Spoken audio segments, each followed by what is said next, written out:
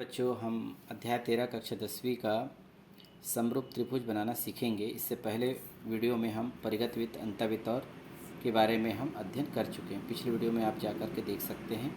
3 content है इस अध्याय में: परिगतवृत्त, अंतःवृत्त, समरूप त्रिभुज। तीनों मिलाकर के 5 नंबर के प्रश्न आते हैं, अथवा में 2 टाइप दिए जाते हैं। ज़्यादातर एग्ज़ाम में परिगतवृत्त या समरूप त्रिभुज एग्ज़ाम में पूछे जाते हैं, लेकिन हमें सभी चीज़ें सीखनी चाहिए। तो आज हम पढ़ेंगे समरूप त्रिभुज। समरूप त्रिभुज के बारे में पहले वीडियो में हम बता चुके हैं, फिर भी थोड़ा सा सामान्य जानकारी ले लेते हैं। समरूप त्रिभुज का मतलब होता है जिसका रूप बराबर हो, पैटर्न बराबर हो। देख पा रहे हैं 2 त्रिभुज दिखाई दे रहा है, ये समकोण है, ये भी समकोण है। ये दोनों त्रिभुज क्या कहलाएंगे? समरूप कहलाएंगे। इसी प्रकार यदि हम एक और त्रिभुज की तुलना करते हैं, मान लेते हैं ऐसा एक और त्रिभुज, दोनों त्रिभुज की तुलना करेंगे तो ये दोनों समरूप नहीं है, क्योंकि संगत कोण बराबर नहीं है। जैसे यहाँ पे 90 अंश, ये कोण इसका संगत है तो ये 90 अंश नहीं है, यानी दोनों त्रिभुज में समरूपता नहीं है। तो चूंकि एक और एग्जाम्पल लेते हैं, साथ में हमें पढ़ना है। जैसे मान लेते हैं हमारे पास एक त्रिभुज है PQR, एक त्रिभुज है। दूसरा त्रिभुज है आपके पास ABC। ये दोनों त्रिभुज एक जैसे ही दिखाई दे रहे हैं, पैटर्न है। हालांकि आकृति साइज में बड़ा है, ये छोटा है, लेकिन ये इसका पैटर्न एक ही जैसा है। इसको हम छोटा छोटा करेंगे तो इसी तरह से बनते जाएगा। तो ये क्या कहलाता है? समरूप कहलाता है। यदि हम AB को, ध्यान से देखें, AB को यदि हम P के ऊपर रखेंगे, देखिएगा ये इस तरह से, तो ये भी चित्र आपको समरूप दिखाई दे रहा है। देखिए इस तरह से, यदि हम इसको इस तरह से भी मिला दें तो, और यदि हम यहाँ पर एक लाइन खींचें ऐसा, तो यहाँ पर आपको दिखाई दे रहा है ABC का हिस्सा कौन सा है? ये वाला हिस्सा, यहाँ तक का एरिया ABC का है, और ये PQR का हिस्सा ये वाला बड़ा वाला है। तो ये दोनों त्रिभुज एक ही त्रिभुज में आपको शामिल दिखाई दे रहा है। तो इस तरह से समरूपता को भी हम समझ सकते हैं। तो आइए हम प्रश्न पर लेके चलते हैं, जिससे आपको समझ में आ सके। एक प्रश्न है जो 2019 में पूछा गया था CG बोर्ड में। देखेंगे प्रश्न, त्रिभुज PQR की रचना करनी। प्रश्न हमेशा 2 बार अवश्य पढ़ लें। PQR की रचना करेंगे। सबसे पहले PQR बनाएं। कब बनाएं, कैसे बनाएंगे? QR बराबर 6 सेंटीमीटर, PQ बराबर 5 सेंटीमीटर और कोण PQR बराबर 60 अंश, यानी Q पर बनेगा 60 अंश का कोण। तो सबसे पहले इनकी सहायता से आप पहले त्रिभुज PQR बनाइए। तो सबसे पहले हम आधारभुजा का चयन करेंगे, जैसे परिगतवृत्त और अंतःवृत्त में किए थे। तो चलिए मान लेते हैं आधारभुजा PQ को सबसे पहले 5 सेंटीमीटर। तो PQ के बराबर आप 5 सेंटीमीटर बना लीजिए। इस तरह से स्केल की सहायता से 0 पर रखेंगे और 5 पर रखेंगे, 5 पर, इस तरह से, और दोनों को मिलाते हुए एक रेखाखंड खींच लीजिए। ये हो गया आपका P और ये है Q। तो ये 5 सेंटीमीटर भी लिख दीजिए आप इस तरह से। पहला काम हमारा भुजा का हो गया। और हमारे पास देखिए एक और भुजा है और एक कोण है। तो आपको दोनों में से पहले कोण का ही चयन करना है। पहले कोण को बनाएंगे, तो Q पर बनाएंगे 60 अंश का कोण। तो Q कहाँ पर है? यहाँ पर दिखाई दे रहा है। तो Q पर ही आप 60 अंश चांदे की सहायता से बनाएंगे। चलिए Q पर रखिए सेंटर को चांदे की। ये देखिएगा यहाँ पे रखा गया और लाइन को मैच किया गया। रखेंगे तो ये 0 लाइन है और आपको बनाना है 60 अंश। तो यहाँ से काउंट होगा शून्य से, शून्य लाइन है, 0, 10 अंश, 20, 30, 40, 50, 60। तो 60 पर आप पॉइंट बना दीजिए, चिन्ह लगा दीजिए इस तरह से, है ना। और इसे मिलाते हुए एक रेखा खींचेंगे। ये इस तरह से आगे तक खींच लीजिए आप। ये इस किरण का नाम X दे दीजिए।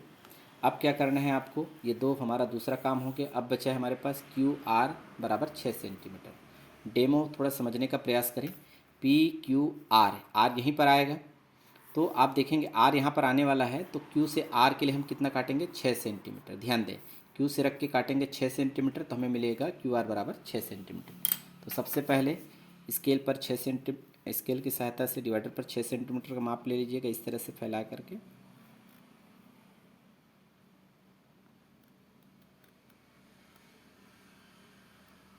ये देखिए 6 सेंटीमीटर का माप लिया गया। कहाँ पर रखेंगे? Q पर रखेंगे। Q पर रख करके 6 सेंटीमीटर का चाप काटेंगे, तो हमें एक कटान बिंदु प्राप्त हुआ। इस कटान बिंदु का नाम देंगे हम R, पॉइंट बना लीजिए, और इसका नाम देंगे R। तो PQR मिलेगा और R को मिलाएं P से। सबसे पहले हमें बनाना है त्रिभुज। तो त्रिभुज की रचना करना हम सीख गए। यहाँ तक PQR त्रिभुज बन गया। अब हमें करना है, नीचे पढ़ें आगे कहाँ, त्रिभुज के समरूप त्रिभुज बनाएंगे। कैसा त्रिभुज बनाएंगे? ABC, है ना। एक और त्रिभुज बनेगा ABC। तो कैसा होना चाहिए? ए भी होना चाहिए 2/5 पी क्यू के, है ना। यानी पी क्यू जो भुजा है उसका 2/5 होना चाहिए। तो अर्थात 2/5 का मतलब है पहले हमें 5 हिस्से करने हैं टोटल। ये क्या बताता है, पूर्णांक को बताता है ना, 5 हिस्से। 5 हिस्से में हमें कितना हिस्सा लेना है, 2 हिस्सा लेना है। तो सबसे पहले 5 बराबर भागों में बांटना पड़ेगा।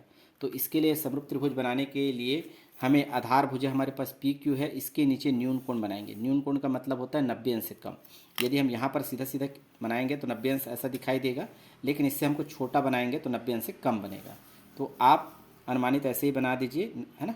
न्यून कोण कहाँ पर, पी पर रख के इस तरह से हम बना लेते हैं न्यून कोण। आगे तक बढ़ा लीजिए अपनी सुविधा अनुसार और इसे कोई नाम दे दीजिएगा, जैसे नाम दे देते हैं वाई। तो ये यहाँ पर बन गया न्यून कोण इस तरह से। अब हमें क्या करना है, अनुपात को देखेंगे 2/5, तो 5 हिस्से करेंगे बराबर। तो आप डिवाइडर पर ही कर लीजिएगा, छोटा सा चाप ले लीजिएगा और इसके 5 हिस्से करने वाले हैं इस तरह से। तो कहाँ पर रखेंगे, आप पी पर रखिए, ये ऐसे पी पर रखिए। इसके 5 बराबर हिस्से कर दीजिए अपने हिसाब से, 1 2 और ये 3, और इसी प्रकार है ना, पॉइंट पर रखकर फिर आगे बढ़ाते जाइए 4, फिर चौथे पॉइंट पर रखेंगे तो आपको 5वां पॉइंट मिलेगा 5। तो ये 5 बराबर हिस्से हो गए। इसके नाम भी लिखें। पहला पॉइंट का पी से चालू हो रहा है, इसको पी को यहाँ पर लिख लेते हैं पी। तो इसके संगत ये इसको मान लेते हैं P1, दूसरे को P2, तीसरे को P3, चौथे को बना लेते हैं P4 और पाँचवें को बनाते हैं P5। तो आप देख पा रहे हैं 2/5 यानी 5वां। तो 5वां लाइन यही है कटान बिंदु। तो 5वें को क्या करेंगे, Q से मिलाएंगे। स्केल की सहायता से मिला लीजिएगा इस तरह से, ये इस तरह से मिलाएं। ये P5 को मिलाया गया Q से। अब देखते हैं हमारे पास क्या है, 2 अंश में लिखा है 2। तो 2 हिस्से करने हैं, 2 अनुपात होना चाहिए उसका, 5 में 2 अनुपात। तो दूसरा अनुपात क्या होगा, पहला अनुपात दूसरा अनुपात। तो P2 से मिलाएंगे। तो P2 से क्या मिलाएंगे, इस पी क्यू आधार भुजा को मिलाएंगे। तो ये भी कैसा होना चाहिए, समानांतर। समानांतर मतलब होती है समांतर रेखा ऐसी होती है इस तरह से, रेल की पटरी की तरह। तो यहाँ पर हम देखेंगे P2 से मिलाएंगे, P2 से रखेंगे। ये दोनों लाइन क्या होनी चाहिए, बराबर दिखाई देना चाहिए। इसको थोड़ा सा स्केल को ध्यान से रखेंगे इस तरह से, देखिएगा ये दोनों लाइन बिल्कुल बराबर सीधे दिखाई दे रहे रेल की पटरी की तरह। इस तरह से मिला दीजिए। ऐसा नहीं हो सकता, देखिएगा ऐसा करेंगे तो ये लाइन इधर गैप कम है, इधर गैप ज़्यादा है, तो ये रेल की पटरी की तरह नहीं होगी। तो आपको थोड़ा सा ध्यान रख के लाइन खींचनी है। देखिए दोनों लाइन बिल्कुल रेल की पटरी की तरफ सीधे चलेगी। देखिएगा ये लाइन को आगे और इस तरफ बढ़ाएंगे या इधर बढ़ाते हैं मान लिया जाए, तो रेल की पटरी की तरह ही आपको दिखाई देगी। इसका ध्यान रखेंगे। तो यहाँ पर एक कटान बिंदु आ गया, इसका नामकरण हम बाद में कर लेंगे। फिर इस कटान बिंदु से क्या करेंगे, ये है Q और ये R, क्यू आर के समांतर एक रेखा खींचेंगे जैसे पहले खींचा गया है। तो यहाँ पर भी आप देखेंगे इस तरह से दोनों लाइन एक जैसी दिखाई देनी चाहिए। तो बिल्कुल एक लाइन में ही दिखाई देगी, इस तरह से लाइन खींच लीजिएगा।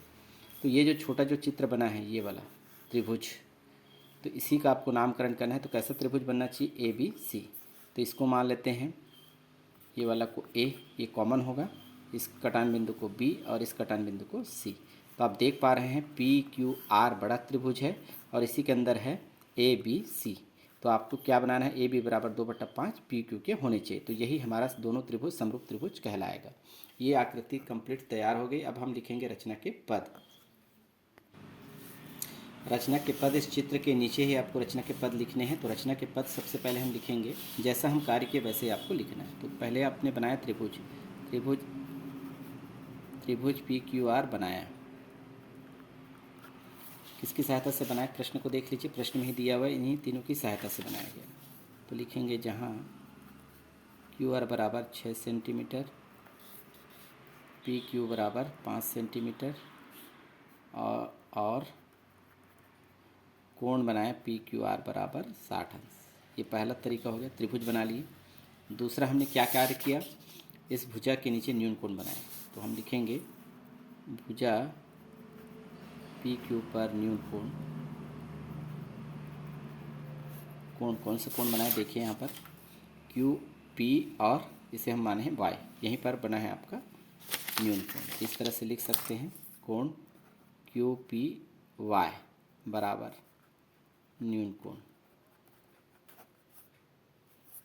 न्यून कोण बनाया। ठीक है। साथ में हम देखते हैं क्या करते हैं इसके बाद प्रोसेस, है ना। पी बिंदु पर, है ना, पी से वाई एक आपके किरण है और इस पर हम 5 बराबर भागों में बांटते हैं। अब बांटते हैं तो पी से P1 की दूरी, P1 से P2 की दूरी, इसी तरह से इसकी दूरी, और P3 से P4, P4 से P5 की दूरी क्या होती है, बराबर होती है। और उसके बाद P5 को मिलाते हैं Q से। इतना हमें तीसरे पद में लिखना है। तो लिखेंगे यहाँ पर तीसरा,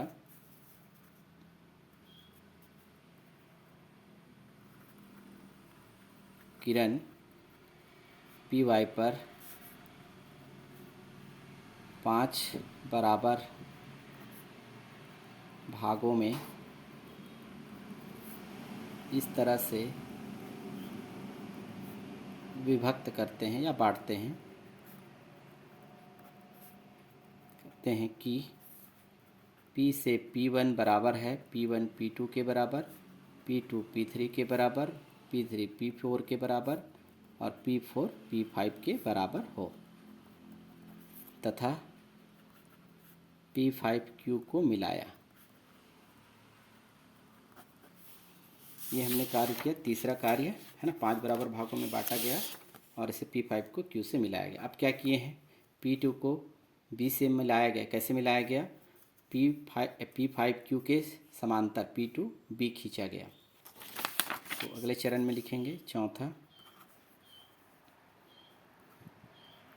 P2 को मिलाया गया B से, है ना, P2B समांतर का ये संकेत है ना, और किसके समांतर बनाया गया, P5Q के। तो इस तरह से लिखेंगे P5Q खींचा, इस तरह से लिखेंगे।